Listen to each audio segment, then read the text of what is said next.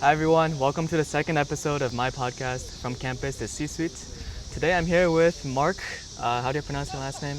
Achler. Achler. Mark Achler. So Mark, one of the earlier employees at Apple, took Redbox from $100 million to almost $2 billion in revenue. And now Mark runs his own math venture fund in Chicago with his partner, Troy, right? Troy yeah. Hennicoff. And Mark, if you want to do a little bit of introduction and tell the audience a little bit about yourself. Yeah, sure, thanks. So, and Zuyu. Yep. It's really an honor to be here. I'm so excited. No, Honor's all mine. Yeah, it's just like I'm really impressed with you and what you're doing. Thank you. And your journey. I'm an entrepreneur. I started 4 companies, software companies. I'm a venture capitalist. I invest in technology companies. I'm a professor, an adjunct professor at Northwestern at Kellogg, where I teach a class called Building Innovation Teams and Culture. I also wrote a book called Exit Right, How to Sell Your Business. And, you know, I just try to give back. And so I spend a lot of time not only working, but also giving back and always helping and coaching and mentoring entrepreneurs. And I do a lot in the nonprofit world as well. That's great. That is a lot of stuff to begin with. I mean, you've jumped around from, you were a student once, right? So student, entrepreneur, and now investor, and now giving back as a mentor. So I thought that we can structure today's conversation through different themes. Sure. And with these themes, you can tell us the stories of your life and kind of the personal struggles or the lessons that you want us students to learn. So let's start with the most relatable theme of all, which is when you were a student at Purdue, what was it like? I mean, that was what, 40, 50 years ago? Yeah, I graduated in 1980. 1980, so 45 years ago. What was Purdue like? Well, actually, what was college like 45 years ago? Pretty similar to today. Yeah? Yeah, we were heads down focused on learning, on playing and having fun. And, we were just a step in our lives towards adulthood, trying to figure out what in the world we were going to do when we graduate. Yeah, so what'd you study at Purdue? Well, I ended up I switched my majors. Yeah. So I always wanted to be an entrepreneur. So I decided to be a business major. And I was halfway through my college, and I wasn't really liking my business classes all that much. And I was getting straight A's in all of my liberal arts classes. Okay. And I love history, and I love teaching, and I love kids. So I said, well, it really doesn't matter what my undergraduate degree is if I want to go into business.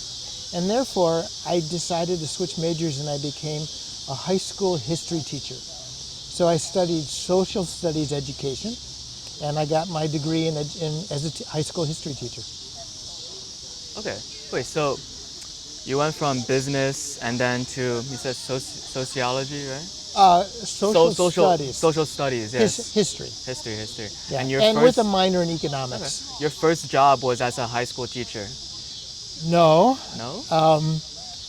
When I graduated school, so I did my student teaching, and I got in my car, started driving west until I hit water, and I ended up in California, where I ended up running a political campaign for somebody running for the Board of Supervisors in the city of San Francisco. Okay. It's kind of like in Chicago we have aldermen. It's the San Francisco equivalent.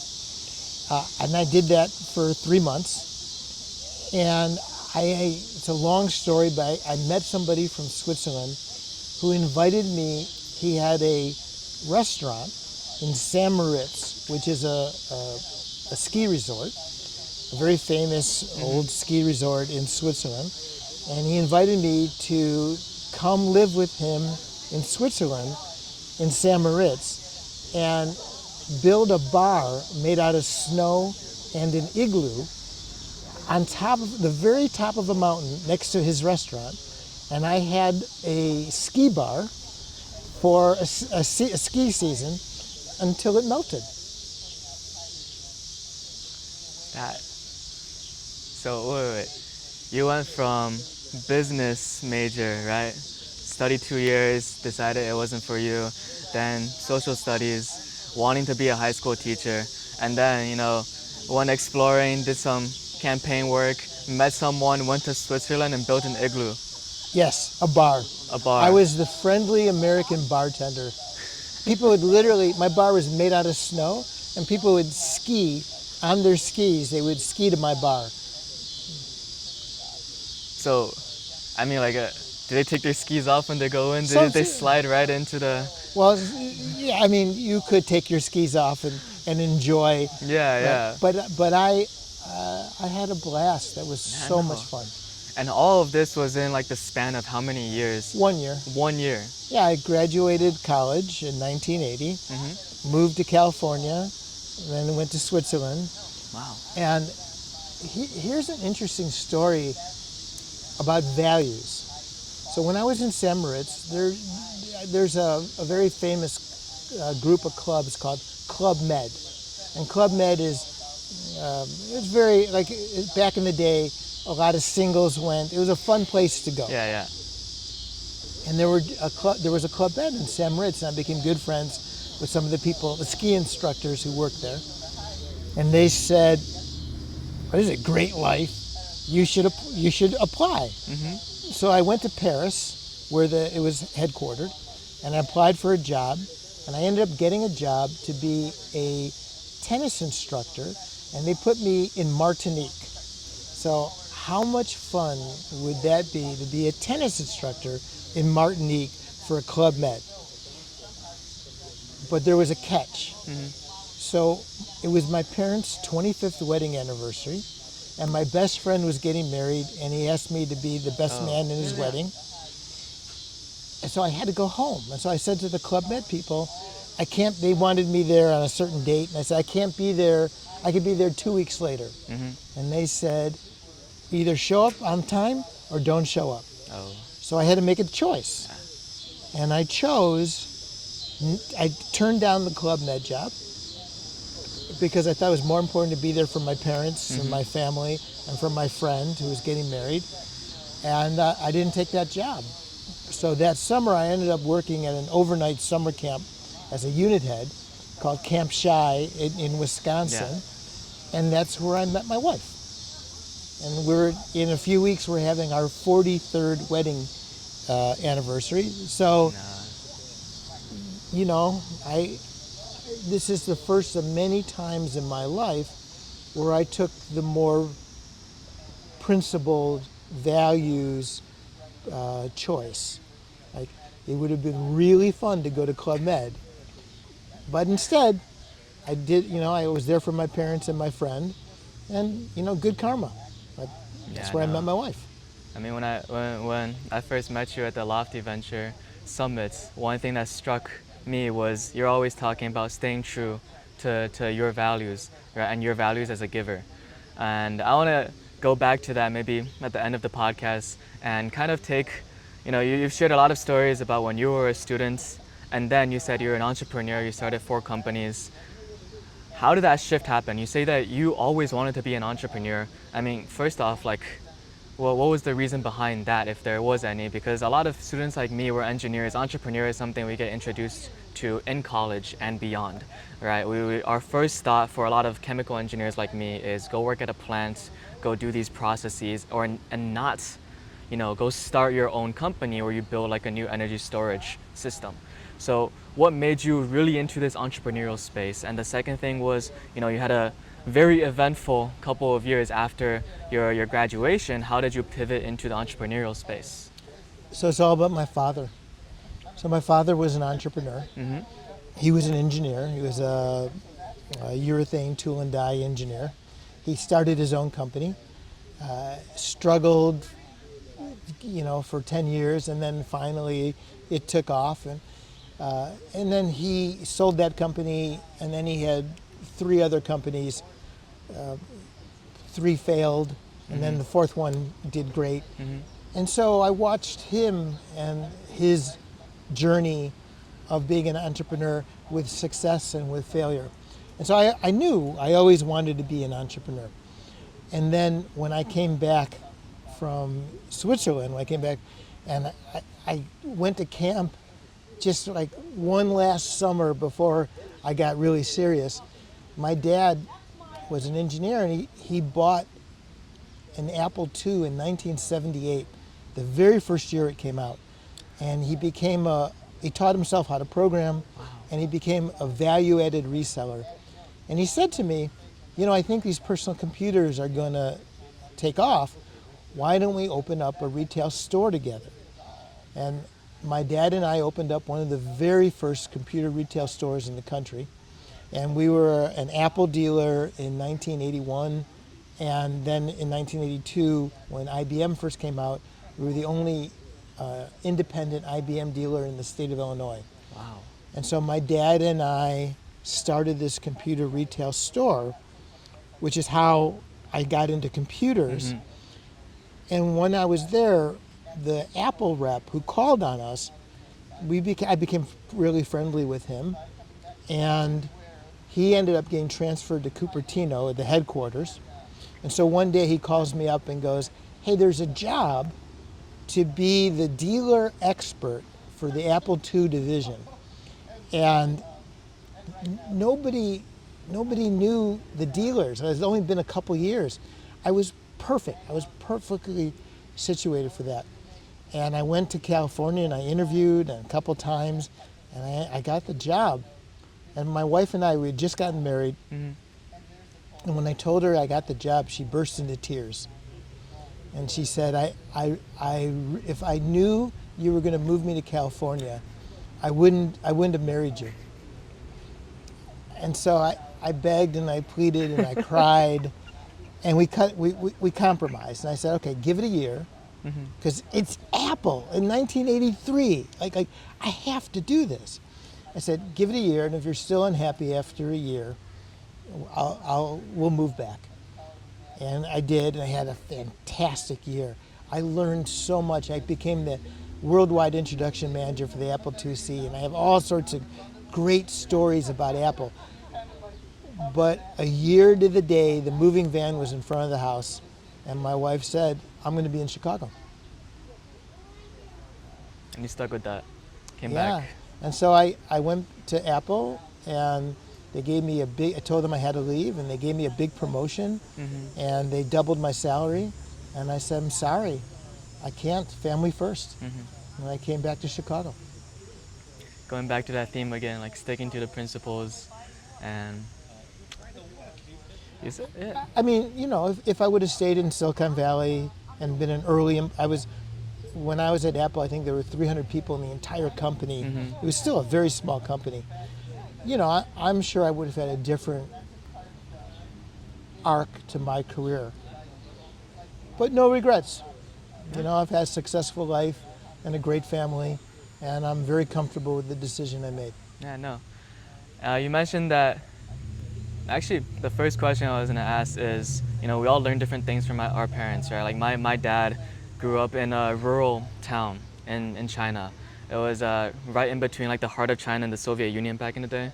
So it was very rural and also like tactically very important for both countries. So his upbringing is very different, and the lessons that I learned from him are very different. What are some traits or lessons that you learned having an entrepreneur as in your family? Well, I would say the tenacity. Like I saw my father doggedly persistent, incredibly tenacious, wouldn't give up. He was a good business person. So he also had empathy. He was an engineer. He was really good in math. He carried a slide rule, but he also was very friendly, and always cared about people, and always was a mentor, and he always had people he was helping, and that was really important to me. Yeah. As a role model. Yeah, absolutely.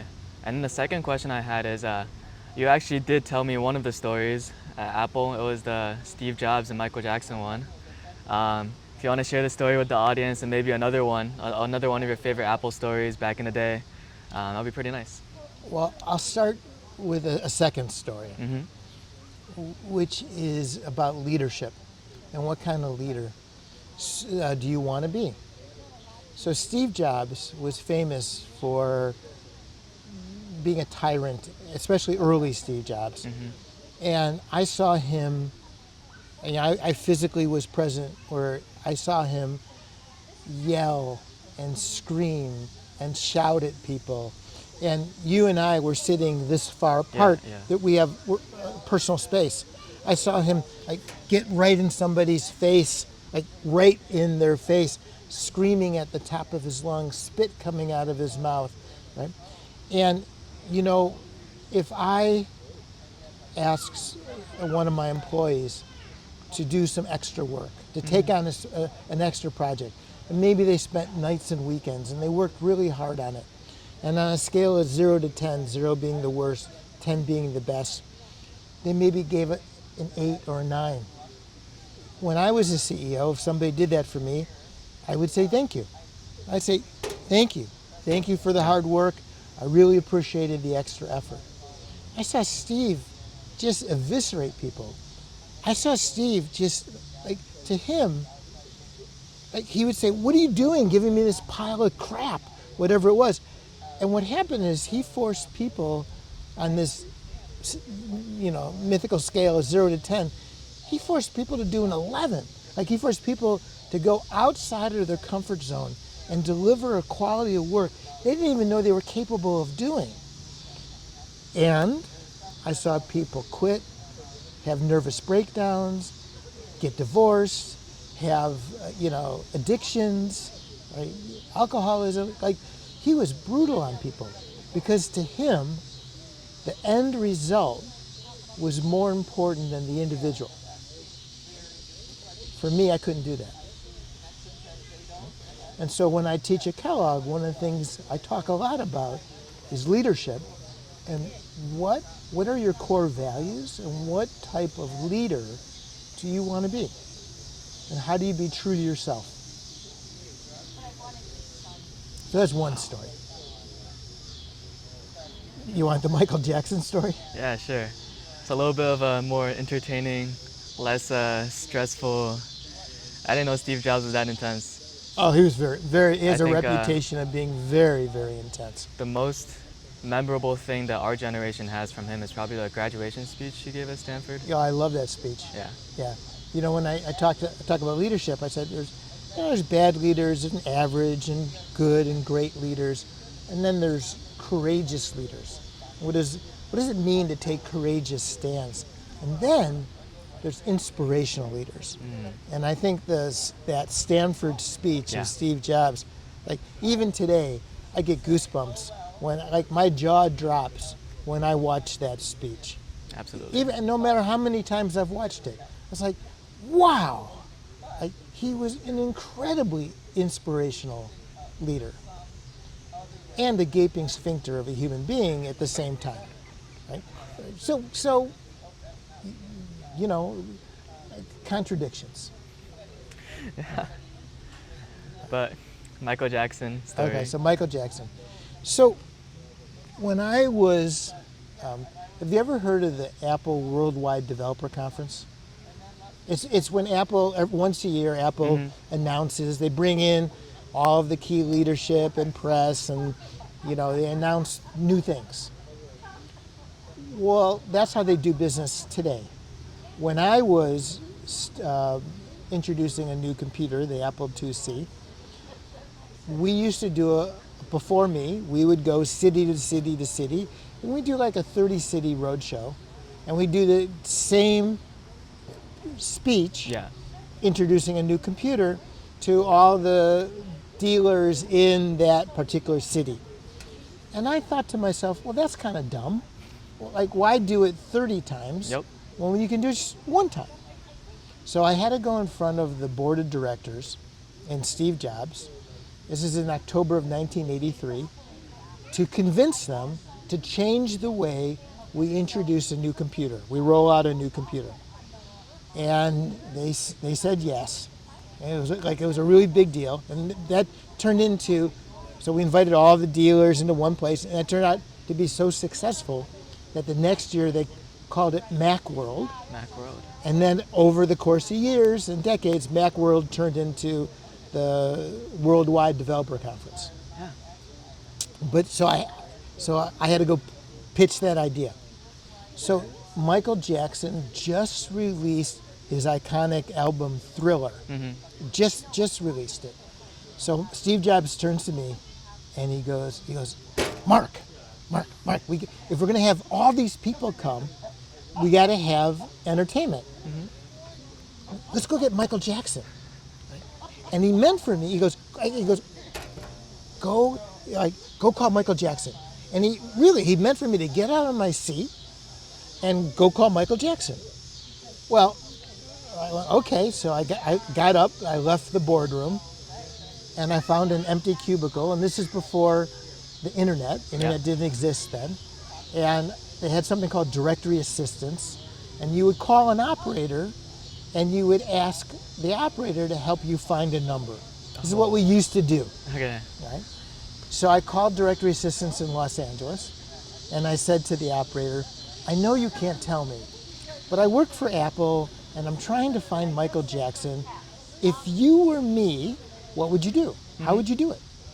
And only in LA, I happened to get a really smart operator. And she goes, no problem. Here's what you do. He records under this label. You call the label. You ask for his business manager. And that's how it's done. And here's the label's phone number. Like, cool. So within 5 minutes, I'm talking to Michael Jackson's business manager. Yeah. And so this is in 1983. In 1983, the very top acts would get $50,000 for like a 1 hour show. Yeah. Like the very, very top acts. So guess how much Michael Jackson wanted for a 1 hour corporate show? Now remember, it's 1983. These are 1983 dollars. You're telling us this. It was like way into the millions, but I can't remember Yeah, how much so it was. It was $5 million. $5 million. Which sounds like a lot today. Can you Exactly, imagine yeah. in 1983? $5 million For 1 hour. for a 1 hour corporate show. So I go back into the boardroom, and Steve Jobs stops and looks at me and goes, what are you doing here? Like, why are you in my board meeting? And I said, well, you just asked me to call Michael Jackson. I just did. And so everybody stops and look at me, and I tell them how much he wants. And they all burst into laughter because back then Apple was a very small, it was 300 people. It was a very small company. They couldn't afford it. And so we didn't hire Michael Jackson. But that's not the cool part of the story. The cool part of the story is there was an ad called 1984 that introduced the Macintosh. It was a very iconic ad. If you've never seen it, you should go on YouTube. Your listeners, you should go on YouTube and look up 1984, the Macintosh ad. And it was the first ad that was produced by a movie director actually directed this ad, the very first time in television history. And it was cinematic, and it was a takeoff on the book 1984, and there was a woman, like an Olympic athlete in a dystopian setting, throwing a hammer on a screen, and 1984 is not going to be like 1984 anymore. And it cost $1 million to make. It was the most expensive ad in the history of ads up until that point in time. And it became an incredibly iconic, very, very famous ad done by Shia Day and Lee Clow. And Steve says to me, the screen, the lights were going down, the screen was coming down. He goes, the shades were coming down. He goes, do you want to stay and watch this ad? Yeah, of course. So the ad comes on, and it's incredible. Like, I'm 24 years old. My jaw hits the ground. I am just like, I'm pounding my fist. I'm thinking this is the greatest thing I've ever seen. Lights come back up. The board of directors are all old white guys in their 50s and 60s, and they're like this. They're like for you guys on the podcast, they have their arms are folded and they have a grumpy look on their face. And they said to Steve Jobs, no how, no way, under no circumstances are we ever going to allow you to show this ad, because they were going after IBM. In 1984, 1983, IBM ruled the computer world, and Big Brother was IBM, and they were really poking fun at IBM. They were making fun of IBM. And they said, you can't do this. And Steve Jobs doesn't miss a beat. He goes, okay, if that's how you feel.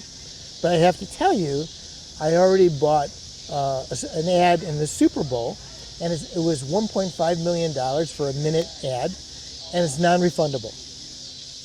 So the board said, fine, you can only show this ad one time. And that ad only showed one time. Only showed one time. And this is before YouTube. This is before you could watch it. And everybody thought, oh my God, that was marketing genius that they only showed the ad once. But it was because the board told him not to. Wow. Right? And when I tell the CEOs, when I tell this story, is I say, look,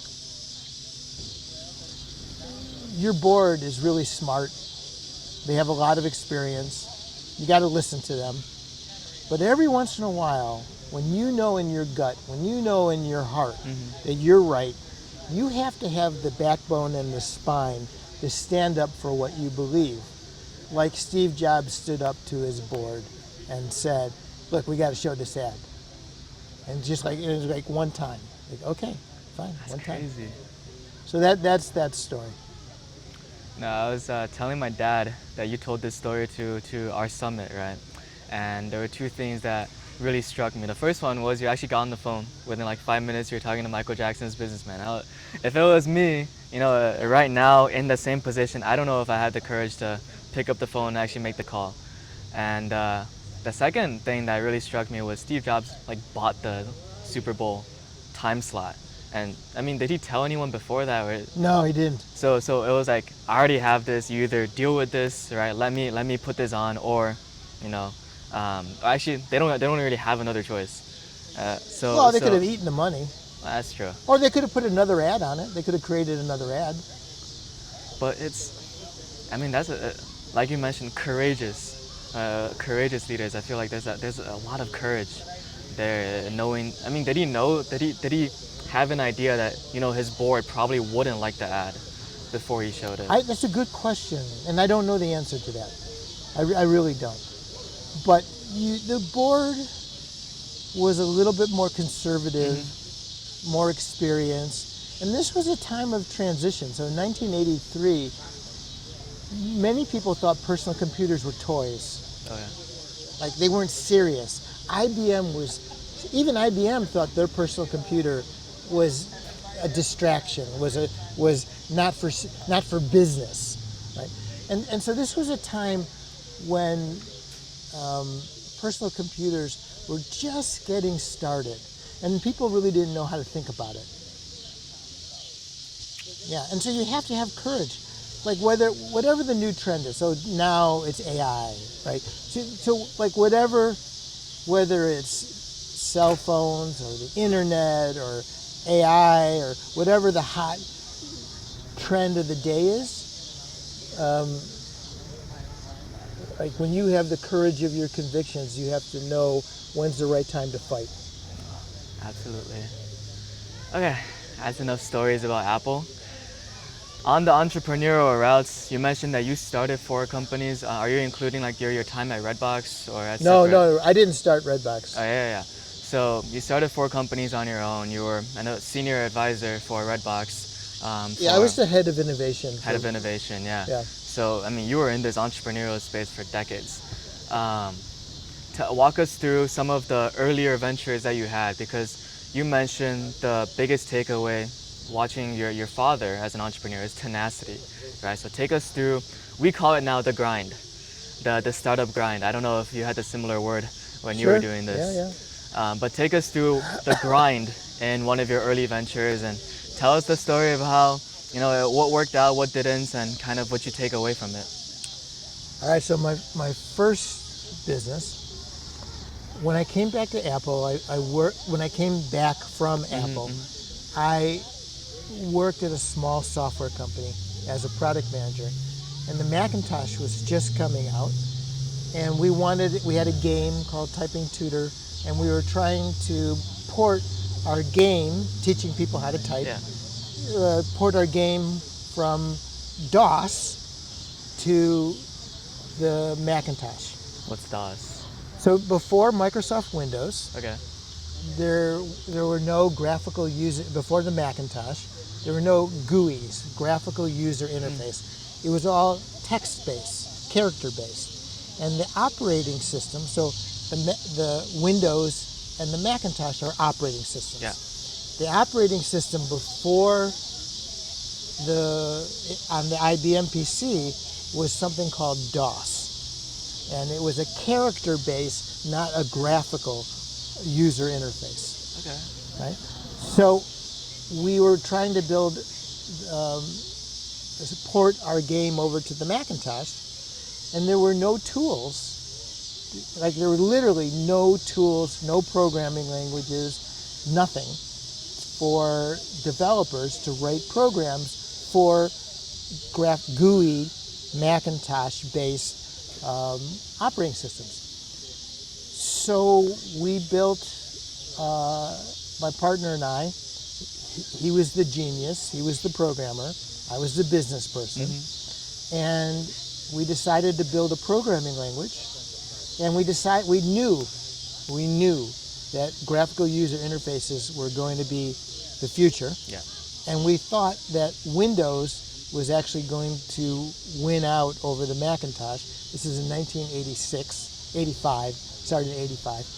And so we built the second product ever for Windows 1.0, the very first version of Windows. And it was the first object-oriented programming language for a PC. And what I did, my partner stayed at home, and he wrote code for a year, and I went to work, and I gave my partner half of my salary so that he could stay home. Yeah, yeah.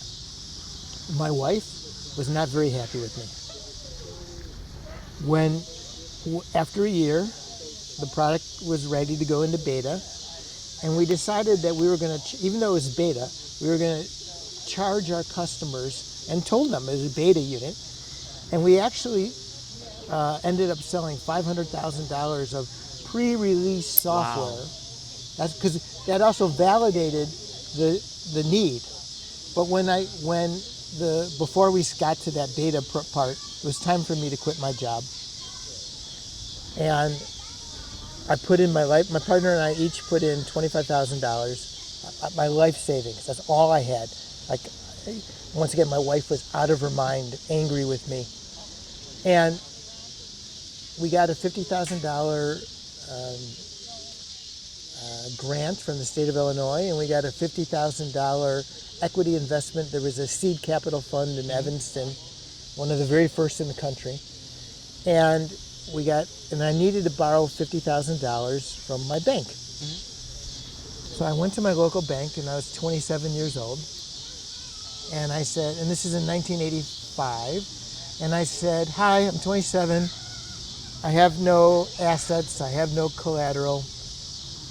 There's this thing called software, and I'm starting a software company, and we don't have any revenue yet, and I need to borrow $50,000.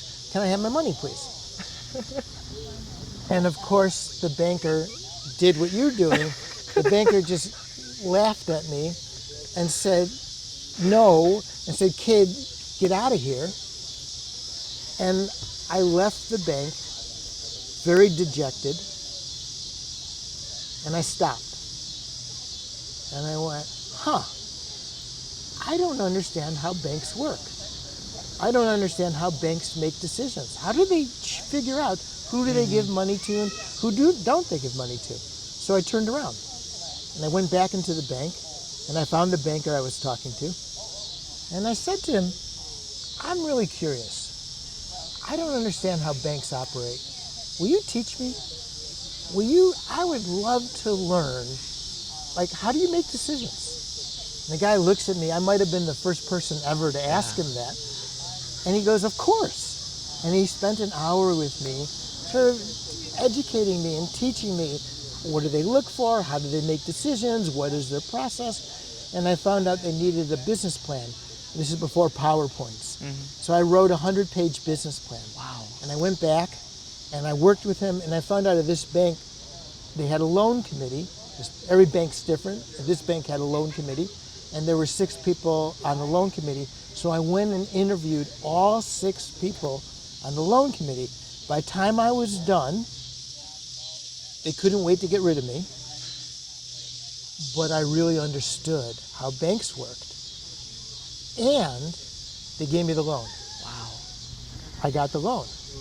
And I didn't treat it as a transaction. I treated it as a partnership. And I became friends with some of the bankers. And as time went on, more and more software companies started to come up. And they really didn't understand the software business back in the day. So they would call me up and they say, hey, we're talking to this company, they're a software company, this is what they do. What do you think? Like, is this a good business? And so it wasn't just one way, it became 2 ways. I helped them every bit as much as they helped me. And out of that came my 3 rules of empathy. My 3 rules of empathy are, 1, it's not about you. It's always about the person sitting across the table from you. Who are they? How do they think? What's important to them? Right? The second is do your homework. Like in this example, I really did my homework. You know, I interviewed all 6 members of the loan committee.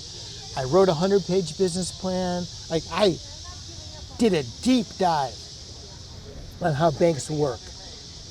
And the third is bring a gift.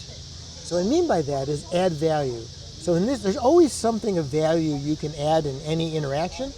And so in this case, I became their go-to resource as they were evaluating, as time went on and they evaluated other software companies, I helped them in their evaluation.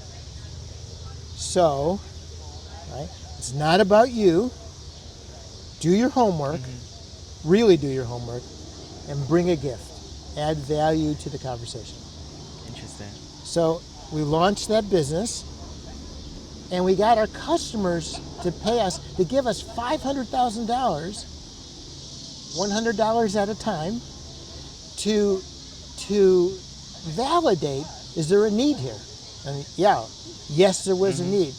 And then I was able to raise venture capital in 1987, when there were maybe 20 VCs in the entire country, let alone Chicago. And I did the same thing. Like I taught myself venture capital, how do they work, how do they make decisions, what's important to them, and I demonstrated to them with my tenacity, my curiosity, my learning, my I'm going to figure this out no matter what, that I was a good investment. Wow. Right? And so I built that company up, and then after 7 years, I sold it to Symantec.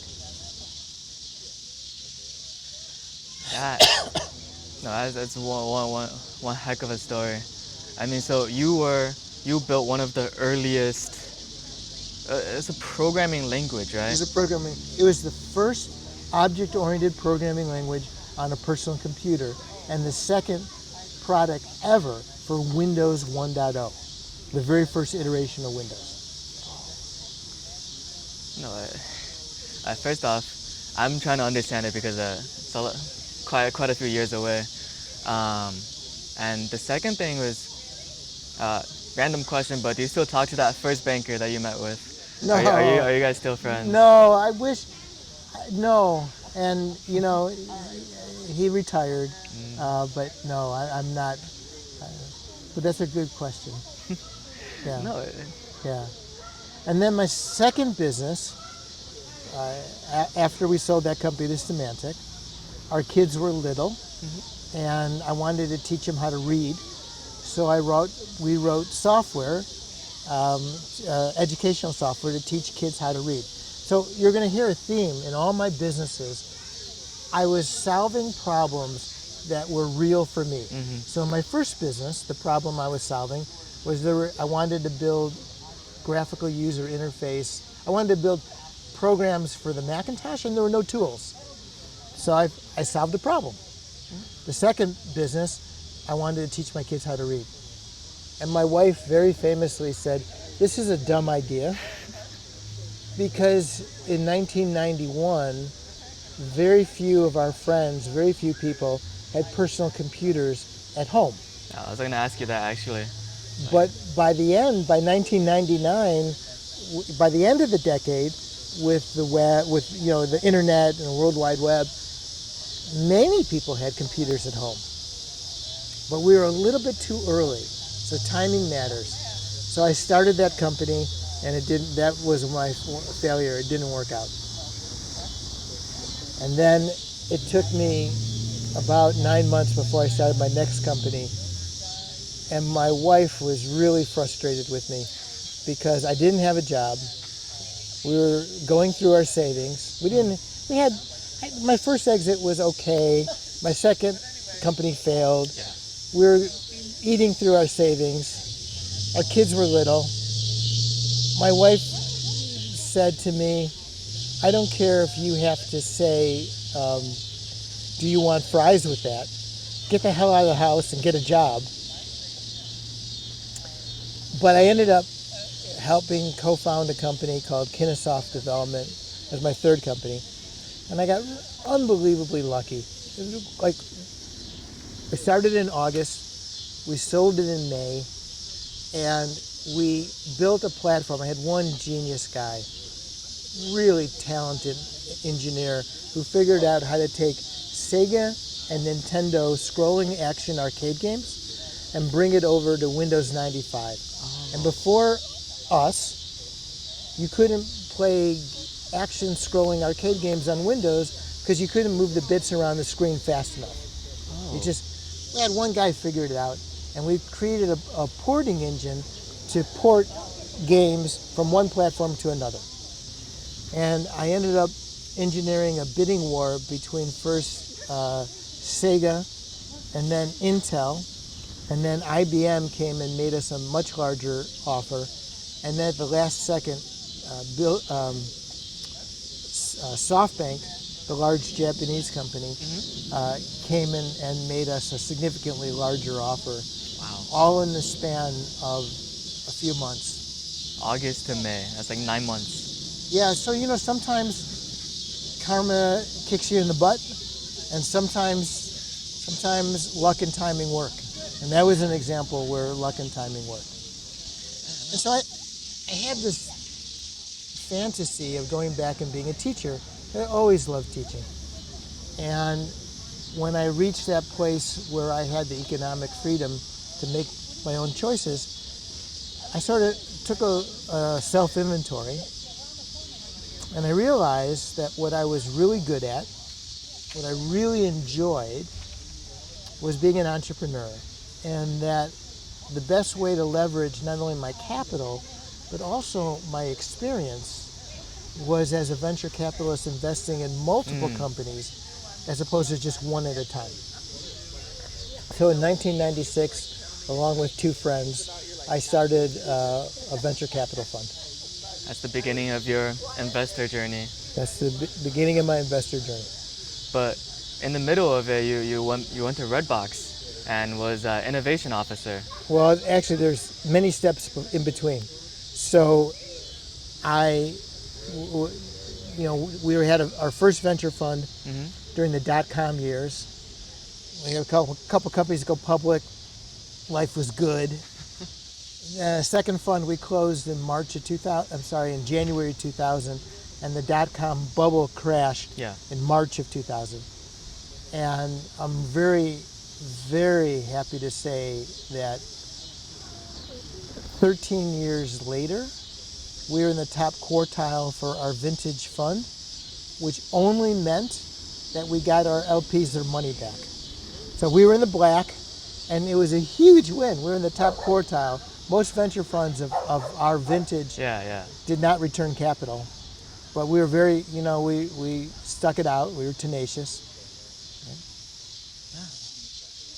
And so then after our second venture fund, a company called Kettle Partners, I joined my fourth company as a co-founder, and that was a healthcare company, and that ended up turning into my largest success. That turned into a fairly large company. Healthcare. And then after that, then I joined Redbox. What got you into the healthcare space? Because I feel like you were doing so much software tech. Well, this was software. Oh, it's still software. But for healthcare. Okay. Yeah, so my first company was development tools. Yeah. My second company was educational software. My third company was games, a porting engine for games. And my fourth company, we reimagined the process of informed consent.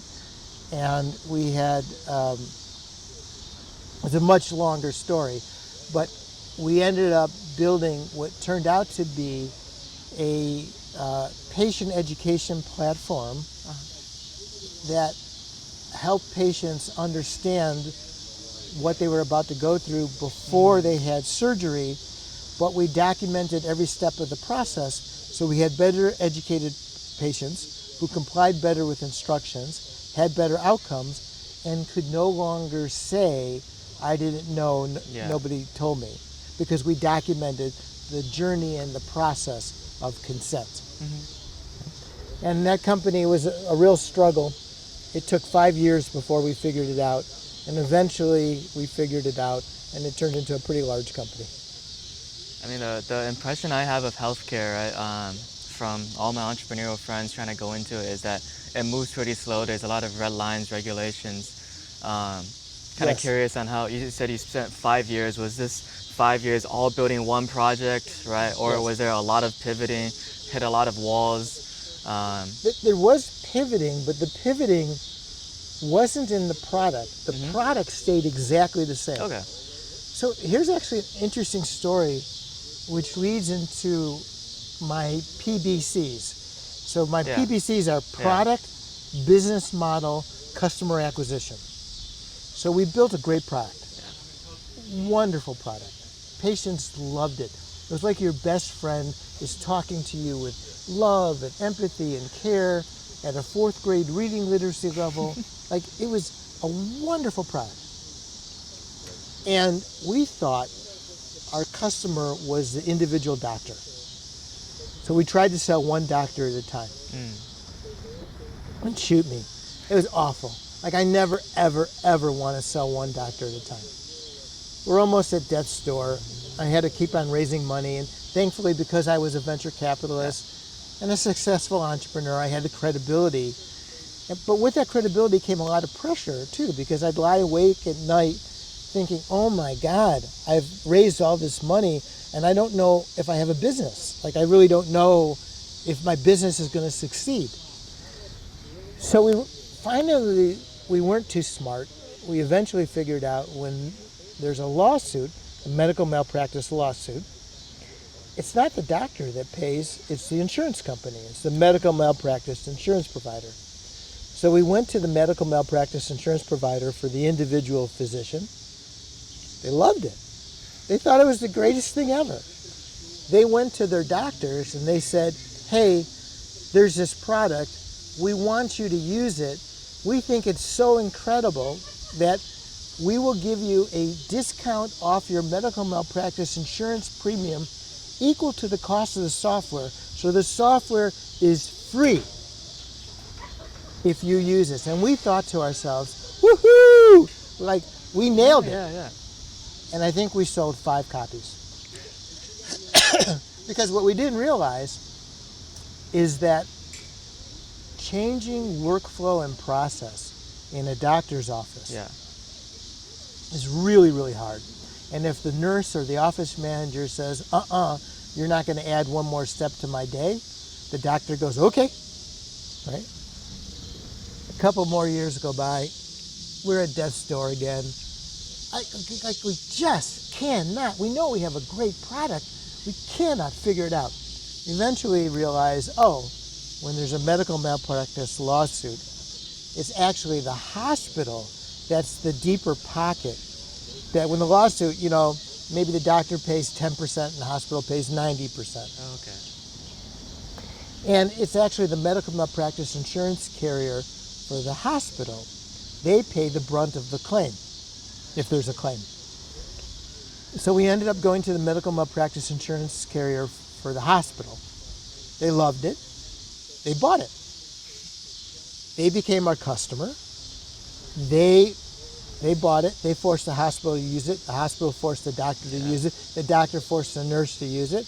We had a business. Our product never changed. We thought we had a patient education product and our customer was the doctor.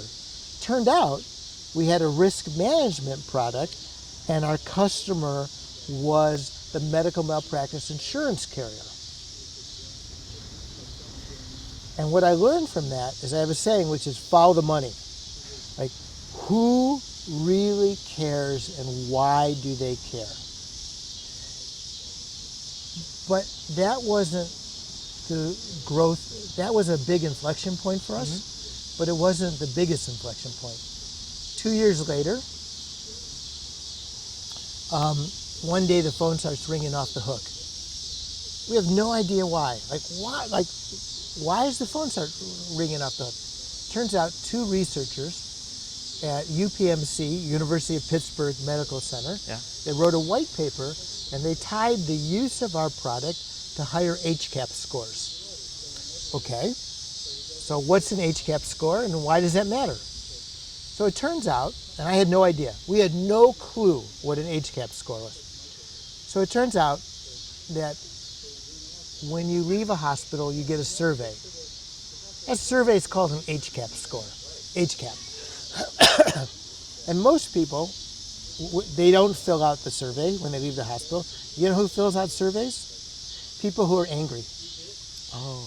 People who have bad experiences, they fill out the survey. Or if you have a really great experience, you fill out a survey. But most people don't fill out the survey. So why does it matter? So hospitals get about 37% of their revenue from Medicare reimbursement and Medicaid reimbursement. Well, Medicare changed the way they reimburse, and they tied it to HCAP scores. And so what they said is there's a baseline, and if you go above the baseline, you're going to get a higher reimbursement rate on 37% of your revenue. But if you go below the baseline, you're going to get a lower reimbursement rate.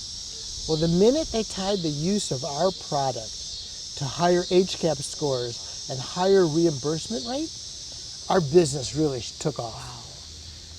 Wow. And the lesson I learned from that is operational efficiency is good, risk management is good, saving money is good, making money is better. If you can tie whatever it is you're doing to revenue, it's a much easier sell. Yeah, no. So that's what, like 3-4 different inflection points, right? Going from the individual doctor to the insurance provider, and then the insurance provider of the hospital, and then with the HCAP score, is it like going to the hospitals directly? Yeah, So, because government reimbursement. yeah. Yeah. Now, the minute we tied it to higher revenue, the business took off. So then after that company, I was 50 years old and I ended up taking a job. And I hadn't had a job in 25 years. Like the last job I had was at Apple, right? Or the software company right after Apple. And, I always was the CEO or the board member. But Greg Kaplan was a genius entrepreneur who started Redbox, and he was a friend of mine, and he asked me if I would, and the Redbox was really starting to take off. So I wasn't responsible for them taking off, but I was part of the executive team, and I headed up innovation, and I'm so glad I did. I learned so many lessons from Redbox, and I was there from the time they were about 100 million in revenue to 2.4 billion in revenue Wow. in about 4 years. It's like over 20 times. Yeah, it was incredible growth, just incredible.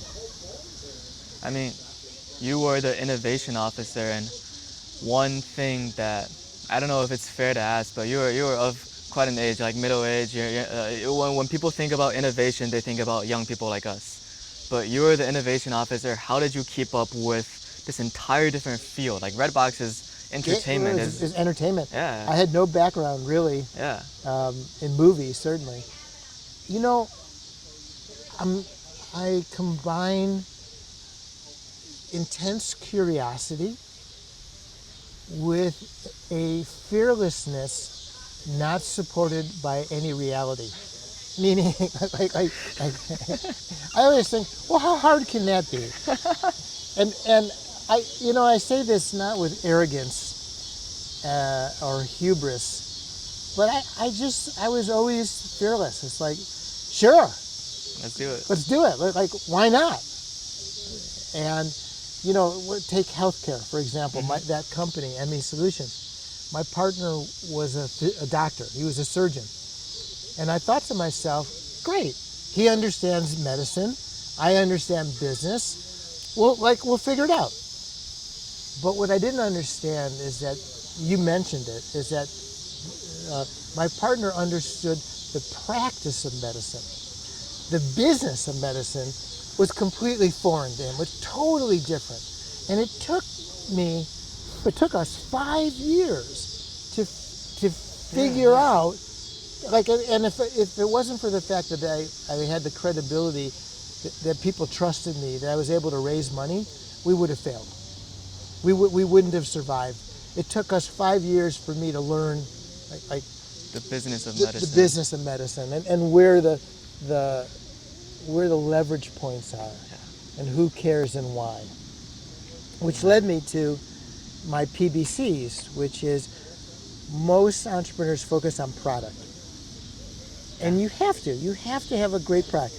A world-class product is table stakes, but it's not enough, right? So the business model oftentimes makes or breaks the business, and the customer acquisition. So I have a saying, which is the greatest product in the world without customers is a great product. Yep. But it's not a business. And most entrepreneurs don't understand. They focus all their energy on the product, but they don't understand the business model, and they don't understand the customer acquisition strategy. Yeah. So I'll give you an example of a business model. So we'll talk about Redbox. Mm-hmm. So you ever watch a movie? Obviously. Most people have. Well, you can watch a movie in a movie theater. When television came out, you could watch it on TV with ads. And then cable TV came, and you could watch it on cable TV and pay more, like HBO, and have no ads. Mm-hmm. And then VHS came out, and all of a sudden you could rent a movie at Blockbuster, right? And then all of a sudden you could buy a movie, right? And then DVDs came out, and then Netflix came out, and you could rent a movie through the mail before streaming, right? You could, and then Redbox came along, and you could rent a movie at a kiosk, and then streaming came along, right? And you can stream a movie. At the end of the day, what are you doing? You're watching a movie. You're watching a movie. You're watching a movie. It's the business model. Is it in person at a movie theater? Is it rental? Is it purchase? Is it streaming? Is it on is it on a headset? But the end result is you're watching a movie. I'll give you another example of a business model. When Blockbuster, you're probably too young for Blockbuster, right? I mean, I know of it. Okay, so Blockbuster, they used to have late fees, and everybody hated the late fees. Everybody hated the late fees. So, like, you could rent it for 3 days, and if you returned it on the fourth day, you had to pay $5. Everybody hated it. Yeah. So when Redbox came out, we said, okay, no late fees. It's just $1 a day. It's $1 a day. Keep it as many days as you want. It's on you. But there's no late fees. We made about the same amount of money. But just that difference of late fee, which is a penalty, versus it's $1 a day. It's on you. Right? That was a very small change in the business model that made a huge difference. So small difference when it comes to the amount of money you made, but big difference when it comes to like the attitude people have towards this like penalty versus the freedom that they get, right? They can keep it for however long that they want. Right. No, it's the same thing. You're renting a movie, yeah. right? When Facebook first opened up to large corporations, like today, companies have Facebook pages. Yeah. But I forgot when it was, maybe 2009, 2010 was the first time Facebook, like, companies have their own pages. And Redbox, we had like, I don't know, 300 likes on Facebook. And we ran a campaign that said, show your love for Redbox. And what we said is, go to your local Redbox and take a picture of you hugging a Redbox. Like and the entire kiosk. Like hug the kiosk. Hug the kiosk. Right? And submit the picture on Facebook. You got to like us and submit the picture on Facebook. And if you do, we'll give you a coupon for 1 free night. Oh. So guess how many people we got? So we had 300 likes. In one weekend, we got over 1 million people to go to a Redbox kiosk and take a picture of them hugging an inanimate object. And part of the reason why is we built such affection. Like we were democratizing home entertainment in a world where everybody was trying to rip you off. Yeah. It was $1 a night. By the way, it wasn't 99 cents. You notice how sometimes people price things at 99 cents? It's pretty annoying. Right? Intellectually, you know people are trying to trick you. Like we know when you see something as $1.99, like fine, it's $2, right? Or you go to the gas station and it's $3.69.99. What the heck is 0.99? Right? You know people are trying to inherently take advantage of you. We were $1 or $1 a night, right? And we engendered such loyalty and like intense. People loved us. Wow. 300 to 1 million, like just that one campaign, just one weekend. Yeah. Wow. Yeah, but it's more than, like, that wasn't just you got to hit a like button. Yeah. I mean, you had to physically go do something. get in a car and go drive to your local Redbox and take a picture and then submit. I mean, think about the friction. Like, there was a lot of places that people would stop doing that. But no, the loyalty is incredible. Yeah. One of the questions that, actually I'll ask 2 questions regarding Redbox and we can move on. The first one is, you went through this period of growth that was ridiculous, over 20 times, from 100 million to like 2.4 billion, as you mentioned. Were there times where you kind of dawns on you, like, what if this growth doesn't continue? Or sure. what if what we're doing is not substantiating all of this? These moments of doubts, especially as the innovation officer, and how did you manage that? Because your role as innovation, right? In my mind, that means keep pushing out new things, keep trying new things. Doubt is that one friction that you can think about, and how did you address that doubts? Yeah, so I'll tell you how I structured innovation, and the 800-pound gorilla was streaming. Like we knew streaming was coming. So I built a framework to help to come up with the attributes for what was a good idea. And I got all of my peers, the C-suite, the CEO and the president and the C-suite of Redbox, to agree on this decision-making framework.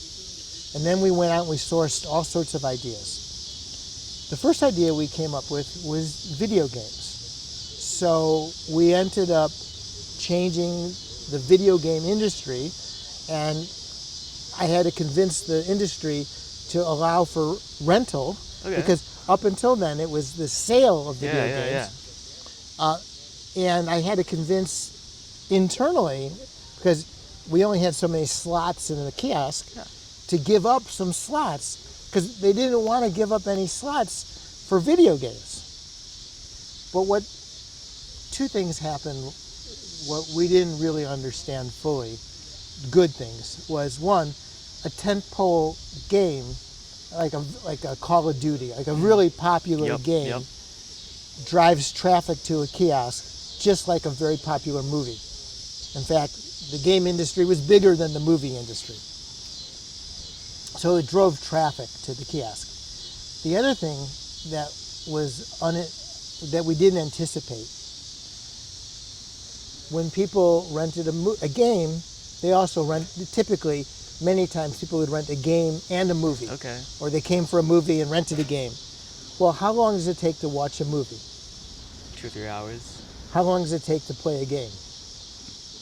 Weeks, if you're not good at it, maybe longer. Days or weeks, right? So guess what happened? They rented a movie and they rented a game, and the average movie got returned in 2 days. But when you rented a movie and a game together, they kept it for at least 7 days. Wow. And you guys are doing $1 a day. We're doing $1 a day. So not only did we make more money on the games, but we made more money on the movies because they kept them out longer. So it turned out to be, the game business turned out to be a very successful. And we did $100 million of game revenue in our first year. Like, we blew past expectations. The next thing I tried to do was tickets to live events.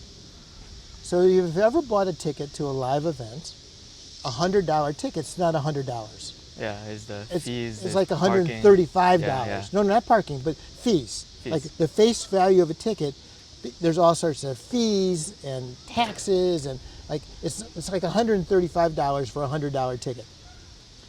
Well, I thought to myself, at our peak, we had 1/3 of all U.S. households coming to us seeking entertainment.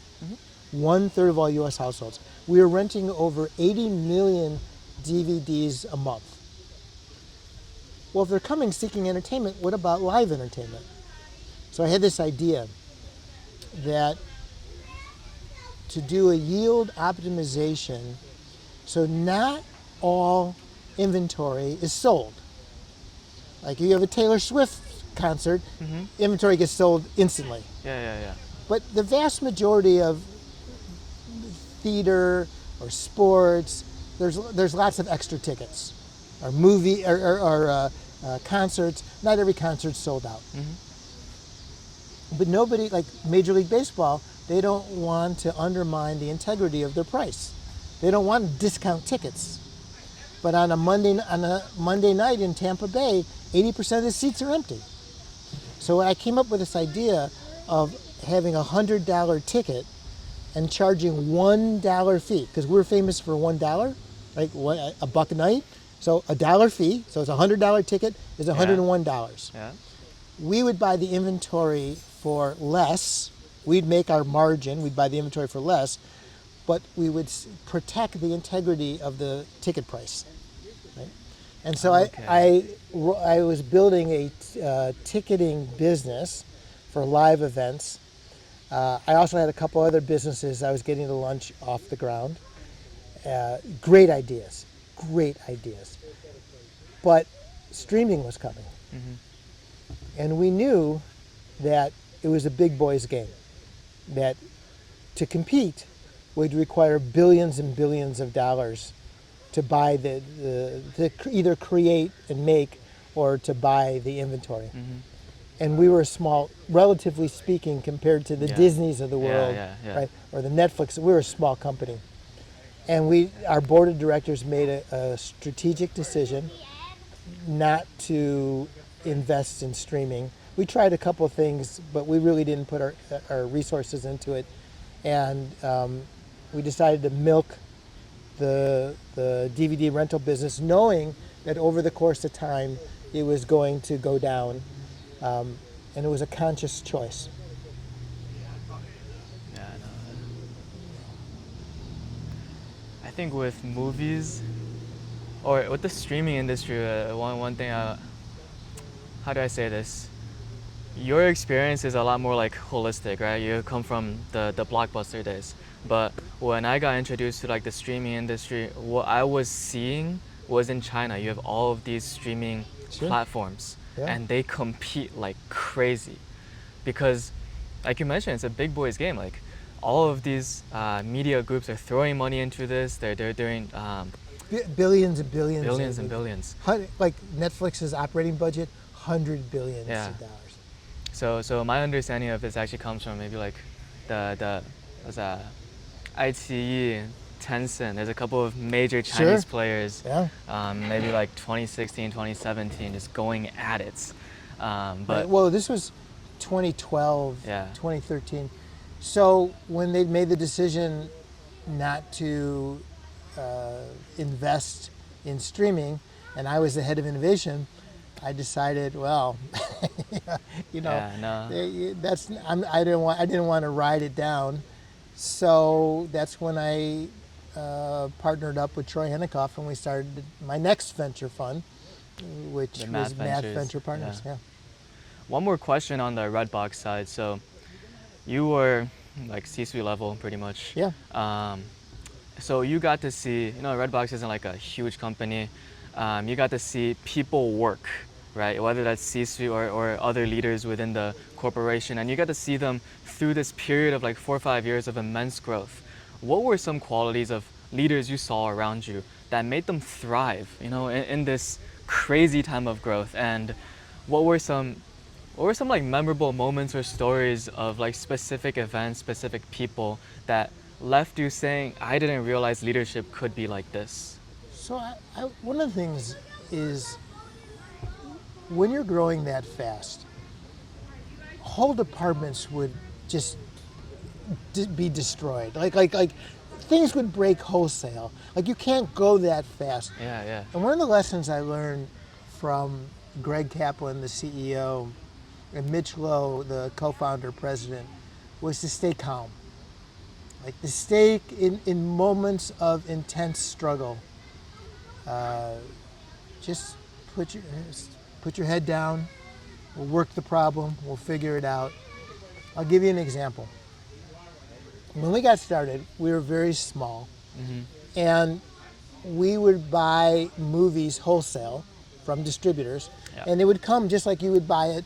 So it would come in the packaging that the movie studios, and we had to buy it, rip open the packaging, take the disc Yeah, out of the yeah. packaging, put it in our packaging, right? And we're buying it wholesale, but it was expensive Yeah.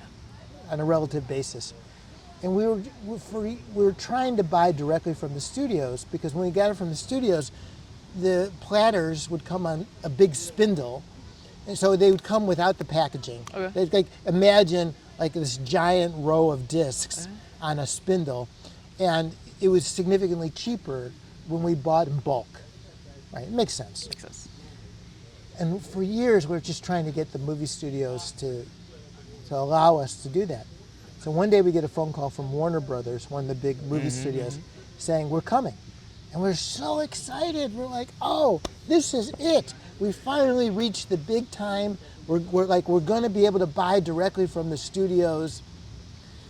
And they came with a couple other studios, and they came with lawyers. And so, like, here's a note. When your potential partner shows up with lawyers, it's not going to be a good day. And think about it from the movie studio's perspective. They were selling DVDs. They would much rather sell a DVD for $20 than have somebody rent it for $1, right? Yeah.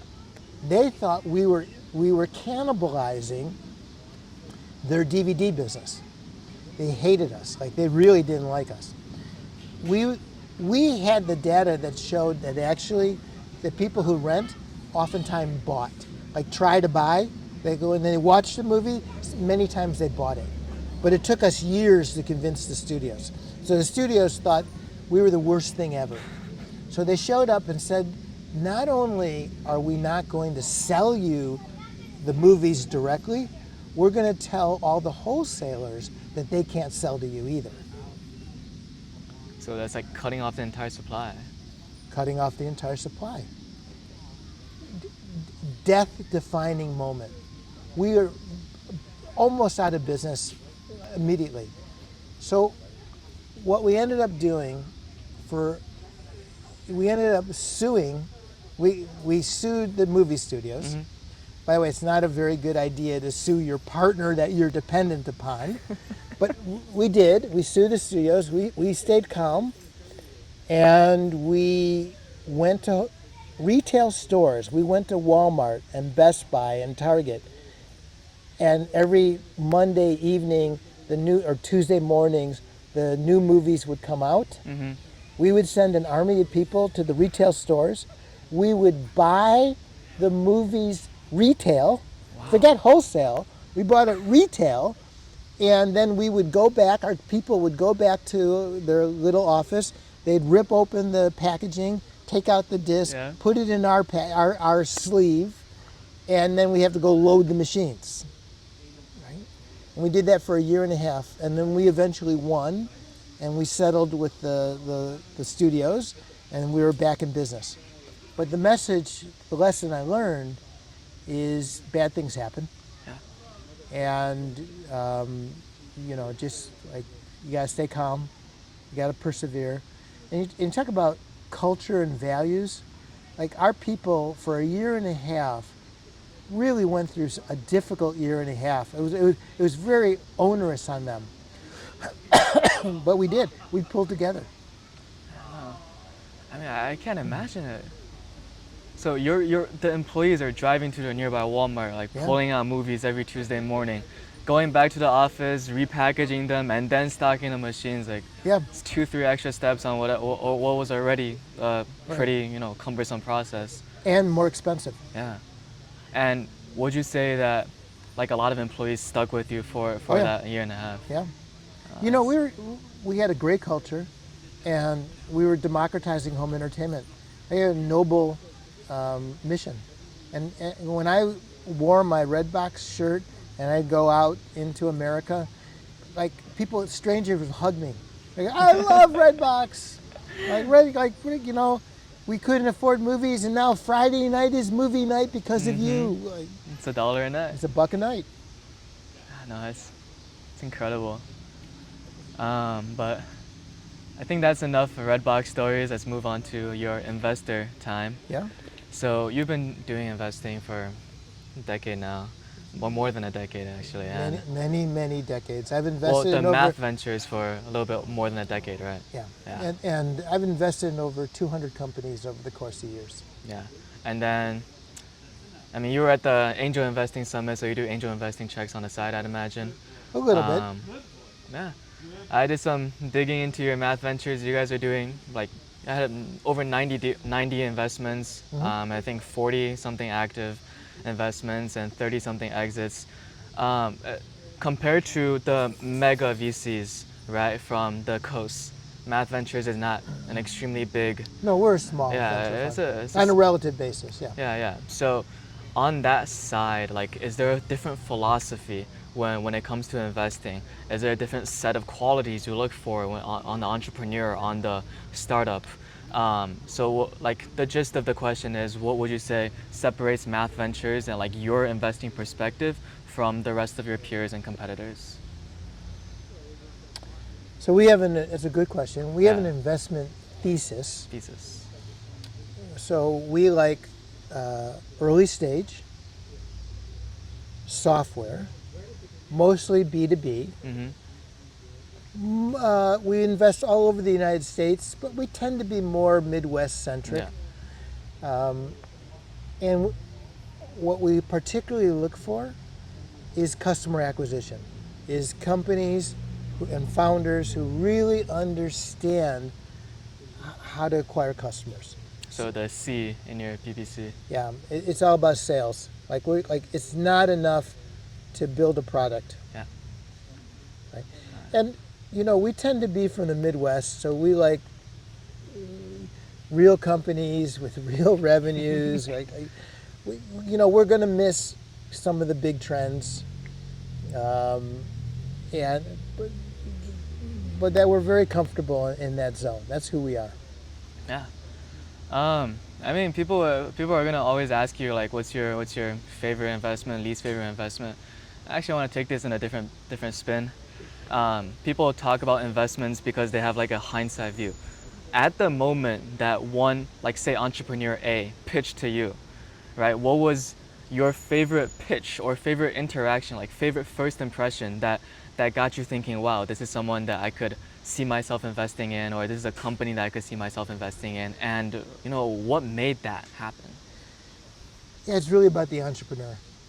So more than the idea or the industry, it's the quality of the entrepreneur. And I'll give you an example. One of my favorite interactions. Yeah. There's a guy named Mert Tesheri. Mert I wrote a book called Exit Right, Yeah, yeah. and Mert was my co-author. And he pitched Troy and I when he was first getting started, and we said no because it didn't meet our investment thesis. But I loved Mert. Like, he was a great guy, full of energy. Like, I thought I really, really enjoyed my interaction with him. And over the course of years, he pitched us 2 other times. We said no each time, but we became friends, and we'd go out to dinner, and we'd go on ski trips together. And when he was selling his company, both Troy and I were his mentors and helped walk him through the transaction. And then we wrote a book together, and then he became an entrepreneur in residence at Math. And so even though I said no 3 times. 3 times, we built a lifelong friendship. Wow. So I want to kind of extend off of that, like the friendship and relationship side. I mean, you've shared amazing stories about your journey, from student entrepreneur, investor, and all the way up to now. How would you categorize the importance of like relationships throughout all of this? Yeah, I think it's a great way to end the podcast. Yeah. So somebody asked me the question, if you could go back to your 20-year-old self, what would you tell them? What would you tell them? And it's all about relationships. So a lot of entrepreneurs think, and a lot of people in their teens and 20s, not that you think transactionally, but you think in terms of in the moment and in relation, I'm talking to somebody today, but you don't think about investing in that relationship over time. And my really important advice is, at the end of the day, it's always about relationships. It's always about the people you meet, integrity, your reputation is everything. I'm an okay entrepreneur and venture capitalist, but I'm really, really grateful to have a reputation as being somebody who is always willing to help and give back, Yeah. and to teach, and I'm just incredibly grateful for that. So relationships are everything. Yeah. On the same note, you mentioned like people like me, right? We think in the moments. Well, one of the parts that resonated with me in the Lofty Ventures event was you and Chris talking about being a giver. And I want to be a giver. It's part of my character to give back to the community, try to be the best person that I can, to the people around me. But Yeah. sometimes it feels like in college it's really hard to give in a sense. Like I don't have money, or I don't have money yet, but Well, but it's a frame of mind, and it's not about money. yeah. Right now, so I have a framework right now, which is joyful innovation, building communities, and practicing and teaching empathy. That's how I manage my life, and I manage how I spend my time. And giving back is not, it's the small things and the small moments. It's just placing, being a good friend, offering to help, Yeah. being a good listener. Um, just, just, it's just a state of mind, which says, um, I'll give you a great example. When I went to Redbox, I was 50 years old, Mm-hmm. and I was an okay boss. I wasn't a great boss, and I wasn't bad, Yeah. but I wasn't great, and I wanted to be great. Like I really wanted to hone the craft of leadership. And so when I went to Redbox, I set that as a goal for myself. And one of the things I learned was I had had enough success in my life that it wasn't about me.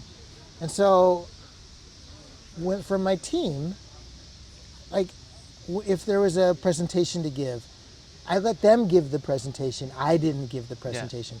I made it a point, like my mission in life was for my team to succeed and grow in their career, to learn the skills they needed, to have the experience they needed so they could flourish in their career.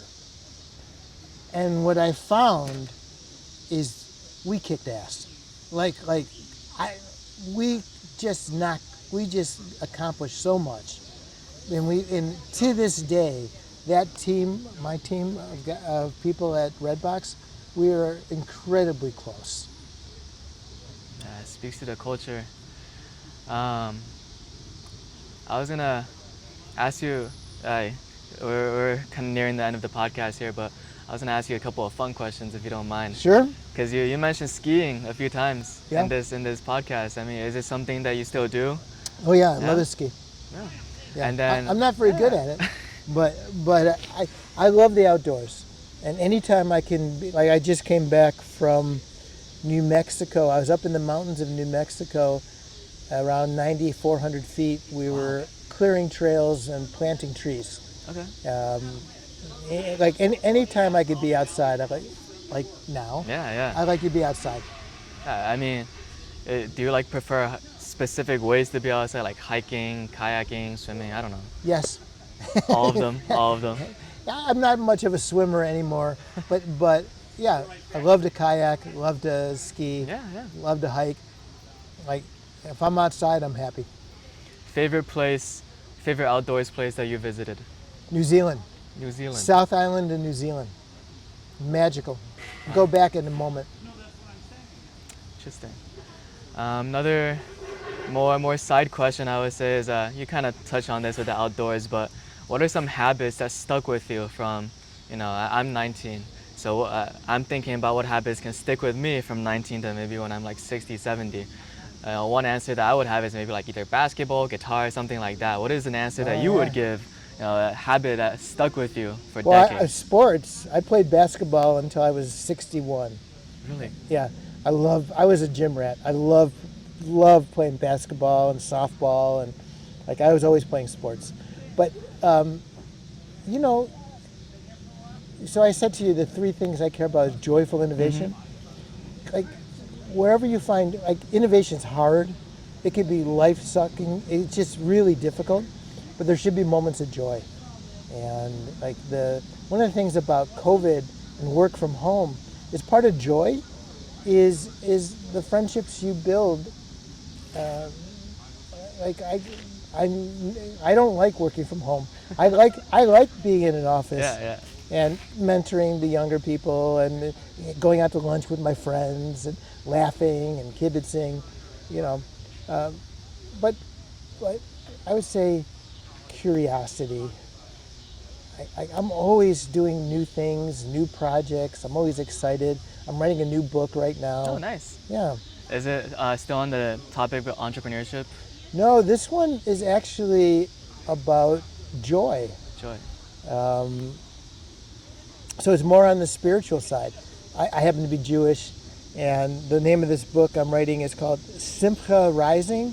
Simcha is joy in Hebrew, and it's Simcha Rising, joy as an act of Jewish courage, because these are difficult times, and I think of joy as a pathway to community or spirituality in the secular world, or even as an act of defiance, like anti-Semitism. You hate us, F you, we're going to dance. Right? Like we're not going to be defined by your hate. So I'm thinking a lot about that. I'm thinking about the role of joy in life. It's, I mean, let us know when your new book comes out. Okay. We'll be the first to purchase. And then I think I'll leave you with one last question, which is, a lot of young people want to take it from their student life into a successful leadership position, campus to C-suites. For listeners and for younger generations like me, what are your parting words? What is one last thing that you want to leave us with? Values matter. Integrity matters. Mm-hmm. I think that life is hard and there's going to be a lot of setbacks. And I told a story about coming back to Chicago and not taking the job at Club Med, Mm-hmm. or my wife being really unhappy in California and coming back to Chicago for her, Mm-hmm. right? You know, the principles of how you govern your life really matter. Yeah. And I mean, one thing from your stories, all of them, is you stuck with them, like the principles and values. Um, so thank you for your wisdom.